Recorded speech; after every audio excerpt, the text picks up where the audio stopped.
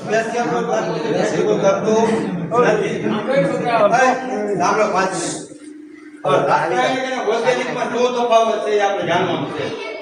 હવે રાસાયણિક ખેતી જોવા જાય તો 1960માં વખતમાં ડીએપી એનપીકે એસએસપી ની શોધ થઈ. બરાબર. એ પેલા કાંઈ હતું નહીં. એ પેલા શું હતું? દેશી ખાતર. હવે દેશી ખાતર છે નહીં, કારણ કે ભેંસું નથી, ગાયો નથી, કોઈને ભેંસું રાખવી નથી, મારે રાખવી નથી. બરાબર. કોઈને પર્સનલ નહીં. હવે વસ્તુ કેવી છે? 1960માં જ્યારે ડીએપી ની સંશોધન કરી સરદાર કંપનીએ, ઇફકો કંપનીએ, ક્રિપ્ટો કંપનીએ બહાર કર્યું ત્યારે એ લોકોએ એક બાકસનો ખોખું આવે ને એટલું સેમ્પલ આપ્યું. એક ગામમાં 5-5 ખેડૂતને સેમ્પલ આપ્યું. હવે દેશી ખાતર કરતા હતા અને બાજુમાં એ વાપરવાનું કરતા હતા સેમ્પલ. બરાબર. એટલે નાઇટ્રોજન નો ભાગ આવે તો વિકાસ થવાનો જ છે. આપણે કેમ દાખલા તરીકે તાવ આવ્યો હોય, એન્ટીબાયોટિક દવા આપી 1 કલાકમાં તાવ ઉતરી જાય. એની જગ્યાએ લીમડાની એતરસેલનું પાણી પીધું હોય તો વાર લાગે. સ્વાભાવિક વાત છે ને. તો એવી રીતે ડીએપી ની શોધ કરવામાં આવી. અલગ અલગ જગ્યાએ સેમ્પલ આપવામાં આવ્યા. ત્યારે એક એકરે 10 કિલોનું માપ હતું. 1960 ની વાત કરું. બરાબર. મંત્રી સાહેબ જાણતા છે. 1960માં એક એકરે 10 કિલોનું માપ હતું. તો અત્યારે એક એકરે 50 કિલો અથવા 100 કિલો આપે છે. હું ફરજની બાજુ મીટિંગ કરતો હોય ને ત્યાં ખેડૂત કહેતા હોય કે 1 એકરમાં અમે 100 કિલો આપી છે ડીએપી. અને આપણે આ બાજુ સારું 1 એકરમાં 50 કિલો 40 કિલો આપી. બરાબર. છતાં ઉત્પાદન એના આપણાથી વધારે નથી, હાલ જ છે. એટલે કહેવાનો મતલબ એ છે, અત્યારે આપણે જમવા બેસીએ તો એક બાજરાનો રોટલો ખાય, બરાબર, તોય આપણું પેટ ભરાઈ જાય. પણ 3 બાજરાના રોટલા ખાય તો શું થાય? બરાબર. તો એવી જ રીતે આપણી જમીનની અંદર 1 એકરમાં 40 કિલો ડીએપી કે એનપીકે જોવે, પણ છતાં આપણે આંધળું અનુકરણ કરીએ છીએ. આગા ખાન કંપની લગભગ મારા અંદાજ પ્રમાણે, મારા દોસ્તના ઘણા બધા છે આગા ખાનમાં, લગભગ 15 વર્ષથી છે. બરાબર. એ લોકોનો એક જ ધ્યેય છે કે ખેડૂતને ઓછા ખર્ચે ઉત્પાદન કેમ આવે. તો હકીકતમાં આપણે કેવું કરીએ, આજ અત્યારે વરસાદ થયો, સવારે મંદિરે લાઈનમાં ઉભા થયો યુરિયા લેવા, પણ હકીકતમાં જમીનમાં આજે ગરમી ભરી છે. બરાબર. એ ગરમી નીકળે પછી નાઇટ્રોજન નાખવાનું છે. તો એની જગ્યાએ 1 ઇંચ વરસાદ થયો એટલે નાઇટ્રોજન આપણે આપી દઈએ. એક વાલજીભાઈ કરીને છે યુટ્યુબ ની અંદર, તમે જોજો, વેલજીભાઈ. એ વેલજીભાઈ એવું કહેતા હતા કે કપાસને બોલવાનો જીવ આ તાકાત નથી આપી. જો કપાસ કે માનવીને કોઈ પણ પાકને બોલવાની તાકાત આપી હોય ને તો એ આપણી વાડી છોડીને બીજે વહી જાય. કહેવાનો મતલબ સમજો હું શું કહેવા માંગુ છું. હવે આપણે જ છે બાજરાના 3 રોટલા ખાઈ લઈ તો દવાખાને દાખલ થવું પડે. તો આપણે કપાસને શું કરી ઓવરલોડ આપી દઈએ. બરાબર. પછી શું થાય? વધારે વિકાસ થઈ જાય. વિકાસ થઈ જાય તો પછી ફ્લાવરિંગ તો આવવાનું નથી, આવે તો માપે માપે આવે. તો હકીકતમાં 4-5 ફૂટની હાઈટ થવી પડે, એની જગ્યાએ આપણે 7 ફૂટની 6 ફૂટની હાઈટ કરી નાખી.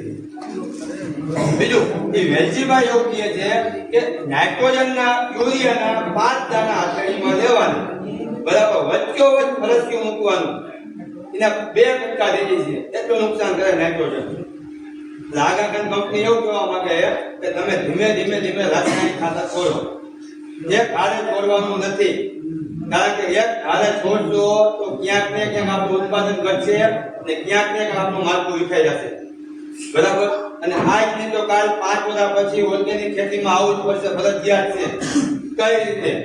તમે ડીસાની અંદર જોવો, અત્યારે નોન સ્ટોપ બધું બંધ, રાસાયણિક ખાતર, પેસ્ટિસાઇડ દવા બધું બંધ. બરાબર. તો અત્યારે જો એક વસ્તુ સમજો, ઓર્ગેનિક ખેતી વિશે ખેતી સરકાર પણ કહે છે, એના માટે પૈસા પણ આપે છે. ગાય રાખો તો ગાયના 1000 રૂપિયા આપે છે મહિને. બરાબર. ગાય આધારિત ખેતી કરો, સુભાષ પાલેકરની ખેતી કરો, ઓર્ગેનિક ખેતી કરો. આ બધું કહેવાનો મતલબ શું છે? સરકારની એક જ વસ્તુ છે કે રાસાયણિક ખેતી ધીમે ધીમે બંધ કરે. બરાબર. અને જો ઓર્ગેનિક ખેતી સરકારે ન કરાવી ખેડૂત પાસે તો બરાબર, તો આ ઓર્ગેનિક ખાતર જે કંપનીઓ, હજારો કંપનીઓ ખાતર બનાવે છે, બરાબર, તો એને બેન્ડ મારી દીધી. ન કરાવ્યું હોય તો પછી એ લોકોને બધાને પરમિશન આપી દીધી, તમે વેચો. બરાબર. પણ ખેડૂતો સરકાર શું કહે છે કે તમે તમારી જમીનને ધીમે ધીમે ધીમે ઓર્ગેનિક ખાતરને પ્રયોગ પાડશો કે ઓર્ગેનિક ખેતી કરશો, જીવામૃત બનાવશો, ધન જીવામૃત બનાવશો તો આપણી ખેતીને અનુકૂળ આવશે. 5 વર્ષ પછી બંધ કરી દઈએ, ઝટકો મારે, બાકી આપણે તાત્કાલિક બંધ કર્યું શું થાય? તાવ કરે, માથું દુખે, થાય ને? તો કહેવાનો મતલબ સરકારનો એક જ વસ્તુ ધ્યેય ઉપર છે કે તમે ધીમે ધીમે બંધ કરો તો 5 વર્ષ પછી કદાચ બંધ કરવાનું થાય ને તો તમારી જમીનને ઝટકો ન લાગે. એ ખોટી વાત છે ને? કંટાળો આવે તો બંધ કરી દે, બાકી કાંઈ ઉઠશે જ નહીં કાંઈ. બીજું કે મારે એક દવાના સ્પ્રેના 3 પોઈન્ટ કહેવાય તો તમે સાંભળવા માંગતા હોય તો, બાકી મને આમાં કઈ બેનિફિટ નથી. મારે એક જ વસ્તુ છે, હું ગમે આ ફિલ્ડમાં જાઉં ને ખેડૂતનો ખર્ચ કેમ ઘટે ને એ માટે હું ગમે આ વાત કરતો હોય. મારા વિડીયો યુટ્યુબ ની અંદર છે, વાત કરું ને. હવે તમે જો અત્યારે ખેતીમાં ખર્ચો શું કામ વધ્યો? પહેલા તો આગળ અનુકરણ, બરાબર, મંત્રી સાહેબ યુરિયા નાખ્યું તો બાજુવાળા ભાઈ ચાલો આપણે નાખીએ. હકીકતમાં આપણી જમીનમાં યુરિયા જોવે છે તો જ નાખવાનું. એક સ્ટેપ આવડો આ.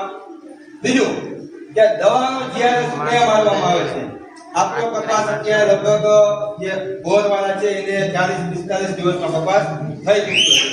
કદાચ 10 દિવસની પછી ચૂસિયા લીલી પોપટી સફેદ માખી દેખાશે.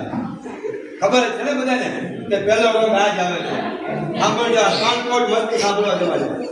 તો આપણે શું કરીએ ખબર છે? રોગ આવી જાય ને ભેડા જાય પછી એગ્રોવાળા દુકાન જાય. એગ્રોવાળા શું કહે કે ભાઈ અમને દવા આવી, ચૂસિયા લીલી પોપટી સફેદ માખી ચીપ્સ અત્યારે આવે ને, બરાબર, તો એના માટે દવા આપો.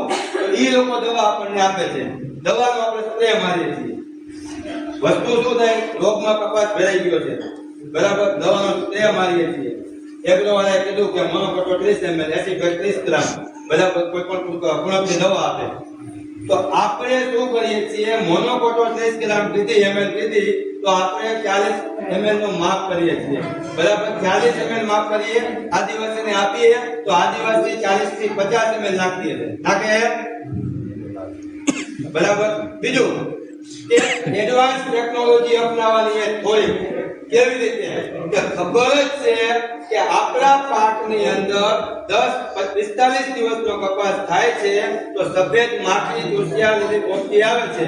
તો રોગ આવ્યા પહેલા આપણે કોઈ પણ દવાનો સ્પ્રે મારવાનો છે, બરાબર. પણ જ્યારે રોગ આવે ને ત્યારે 40 ml નાખવી પડે. રોગ આવ્યા પહેલા ખાલી 10 ml માં કામ તમામ થઈ જાય છે. જો આપણા કપાસની અંદર 10 ml દવા મારી હોય, જ્યારે રોગ આવે છે, ચૂસિયા આવે છે, ત્યારે એ જોવે છે કે પાંદની અંદર જેવી દવા પડી છે, એટલે એ દવા વાળા પાંદ ખાતું નથી. પણ જ્યારે રોગ આવે ને દવાનો સ્પ્રે નથી માર્યો તો આપણો કપાસ એકદમ કૂણો હોય એટલે ખાવાનું ચાલુ કરી દે છે.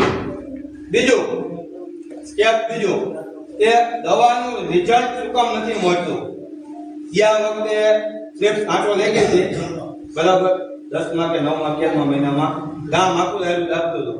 સાંભળજો સિસ્ટમ કઈ રીતની છે. એડવાન્સ ટેકનોલોજી આપવાની છે. રોગ આવ્યા પહેલા દવાનો સ્પ્રે મારવાનો, બરાબર.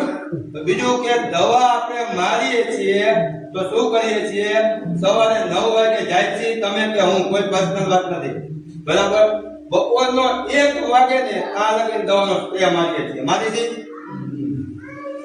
આપણે આ જ મીટિંગ બપોરે રાખી હોય તો તડકે રાખી કે છાયા રાખી? છાયા રાખી. શું કામ? તડકો લાગે.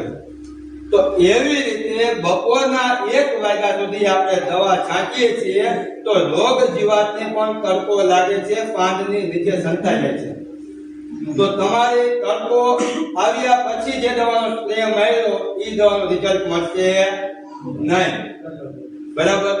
હું તો એમ કહું છું કે દવાનો સ્પ્રે મારવો હોય, ઓછી ટૂંકી જમીન વાળા હોય તો 4 વાગ્યા પછી આગ્રહ રાખો દવાનો સ્પ્રે મારવાનો. શું કામ? દવાનો 4 વાગ્યા પછી સ્પ્રે માર્યો તો સાંજે ઠંડુ હવામાન થાય, રોગ જીવાત બહાર આવે છે.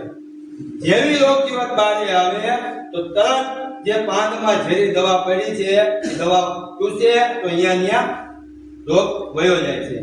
સ્ટેપ ત્રીજો, આપણે એગ્રોવાળામાં જાય છે, દવા લઈ છે, બરાબર દવા આપણને આપે છે તો શું કરીએ પંપનો પંપ પડ્યો હોય એમાં 30 ml મોનોકોટો નાખી 30 ગ્રામ એસિફેટ નાખી 30 ગ્રામ માઇક્રોન્યુટ્રન નાખીએ ને દાખલા તરીકે ભાઈએ ચા બનાવી હોય તો એ પીવા માટે એમાં ચા નાખે ખાંડ નાખે દૂધ નાખે અને પાણી નાખે હવે એક ઉભરાણની અંદર આપણને ચા આપે અને એવી જ રીતે 5 ઉભરાણમાં ભાઈઓએ ચા પકાવ્યું હોય તો બીજું કે એક ઉભરાણની અંદર ચા બનાવ્યો હોય અને 5 ઉભરાણની અંદર ચા બનાવ્યો કઈ ચા હારી હોય